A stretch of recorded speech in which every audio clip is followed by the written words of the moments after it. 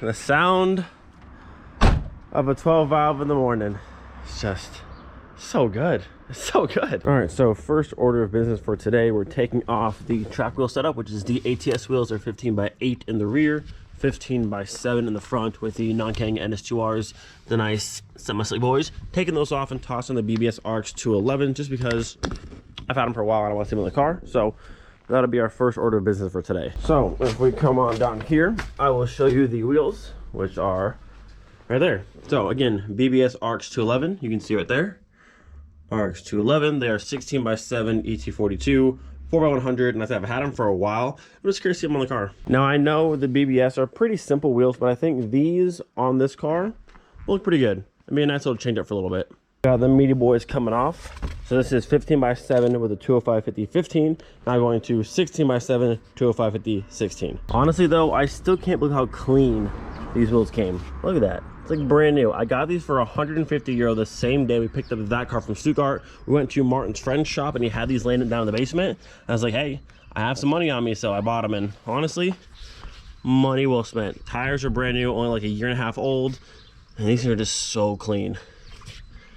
Good score for sure. It's funny because I always say I don't want silver wheels for Miley because the silver is kind of like boring to me. But every time I put a silver wheel on this car, I just love it. And honestly, this looks sick. Like I said, there's simple wheels, but it looks great on the car. The silver and the blue, I really like it. Now the tires are a little bit big. I wouldn't do quite that size. And also, so in the front, this is 16x7. It was 42. I have a 10 mil spacer, so it's 16x7 ET32 in the front, and I have a 25 mil in the rear, so now 16x7 ET17. But I do have the Mark II rear beam, giving me more space. So it normally would be further out than this. But like I said, for just simple wheels, I like them. If I had a bigger spacer, I'd do it in the back. Probably need closer to like a 40, honestly. But the silver looks good. I really like it. And I always say I don't want silver wheels. It's just boring to me. But every time I put them on the car, I'm like, you know what? I really like that. I like how bright the wheel is. All right, so now we have to check and see how it looks aired out.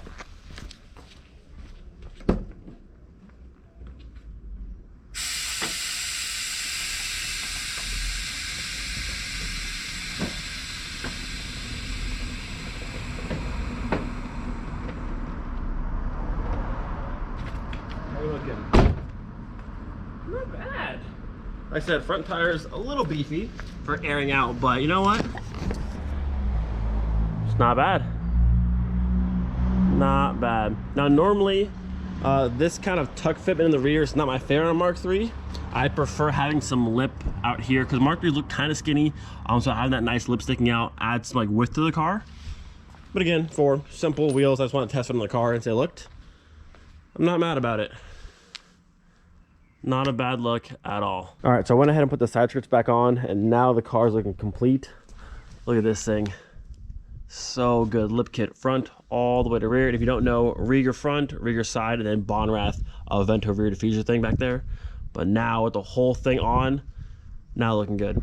These wheels really aren't bad. So the plan now, I'm gonna head to base, get fuel for the car, then head to the hobby shop, put it up in the lift. I wanna bull check the entire car, put the new crank sensor in, and then should be good to go.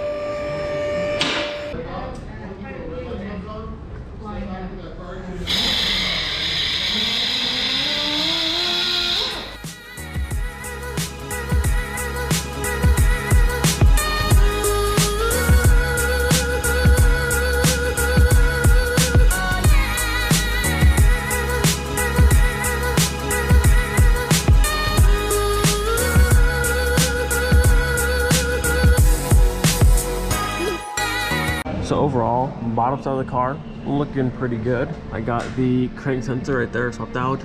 Now the one that goes on top of the oil cooler, you can see it's kind of like that oily color. This one right there is leaking, but to get a wrench on there's a 24 mil. I don't know how I'm gonna get in there without us having to like pulling the front of the car off and going just like straight in. But for the bottom side or the top side, I don't think we can do it today. We can see the oil right there. I was gonna try and just tighten it, but I can't get anything on it. But other than that, bottom of the car looking clean. Noise down here, bolt checked all of this, so that's good to go. I think my noise is coming from the top hat on the strut, because like, all this is tight down here, and I like shake it and bang on it, there's no rattle, but I think it's from the top of the strut. So I didn't check that next. But the bottom side of the car looking pretty good. Like I said, I'll have to pull the front of the car off later on at another time to actually get to the front of this and swap out that sensor right there. But it's not a huge leak, it's just small. I noticed it, but can't do it at the current moment.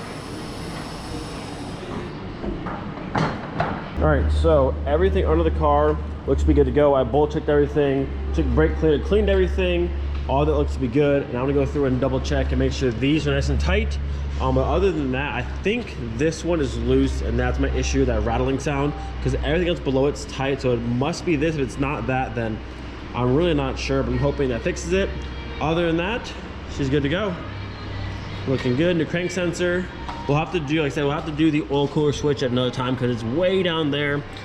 It's just not in a very good spot to get to. If I didn't have AC in this car, we can get to it, but it's right in the way. So honestly, probably pull the front slightly off and get some more room, and then we can swap it out. But I did try and brake clean around it, so hopefully it's not leaking near as bad, or at least it's clean for now. So we'll handle that very soon. Other than that though, not looking too bad. Not looking too bad. So tighten these up, and then we'll go for a drive. All right, see how she does.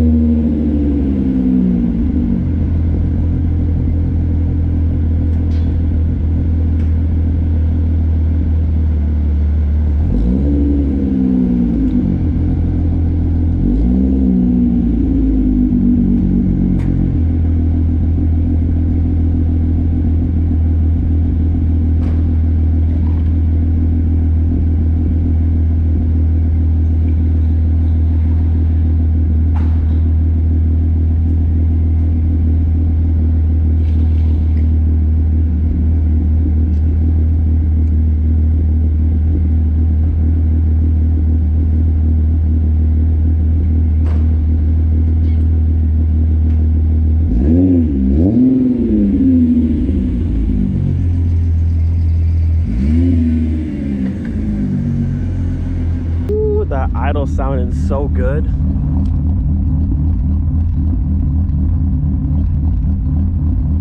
So good. Got those Autotech 272 cams, and not a bad little idle. Okay, next thing, we need fuel ASAP.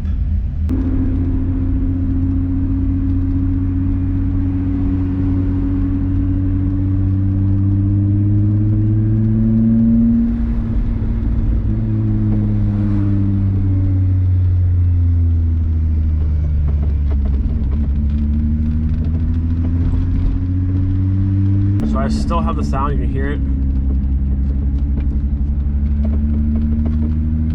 But I don't know what that is. Everything's tight unless, I don't know. Straight's fine, turning's fine, but like when the car, like when the suspension goes up and down, that's when you hear it like clanking. You can hear that metal sound. But I don't feel any like rubbing, any shaking, or like, I don't know. Kind of driving me insane though.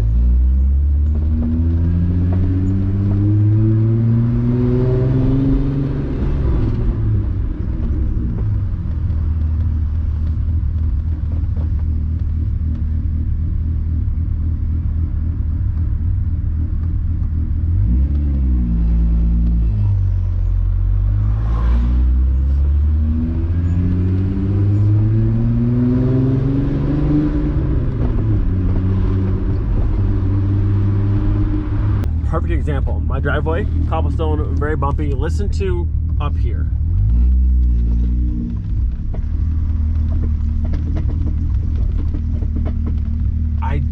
I checked everything. Ball joint, control arms, suspension bolts, everything down there is tight, but something is like, as the car goes up and down, something somewhere, I don't know. It sounds like it's like low down in the middle almost.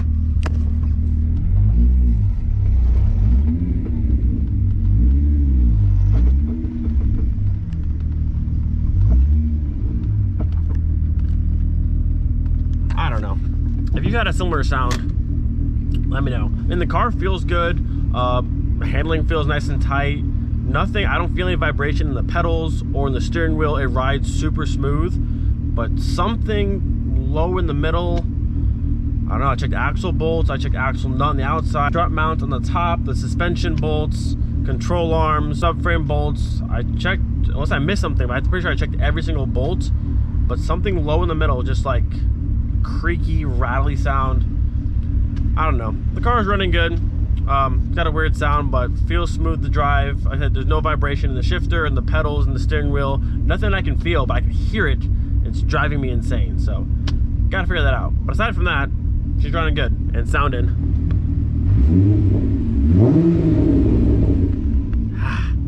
Music to my ears. Aside from the obnoxious metal noise in the front, it definitely feels good to be cruising this car again. And I'm really liking the silver wheels. Like, they're not super aggressive, they're not like super like stancy, but I don't know, the silver on the blue, I always say I don't like it, but then I see it and I really like it.